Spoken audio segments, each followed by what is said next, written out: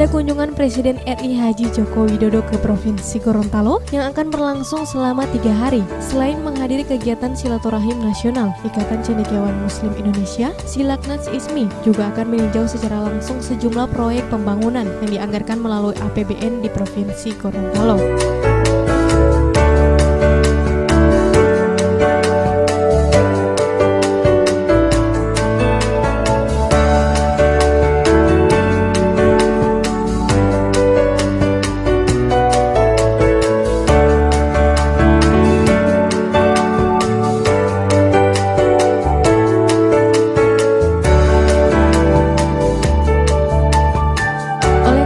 Dalam kunjungannya kali ini, seluruh personil pengamanan yang berasal dari TNI dan Polri disiagakan di seluruh titik pelaksanaan kegiatan yang akan dikunjungi oleh Presiden RI Haji Joko Widodo.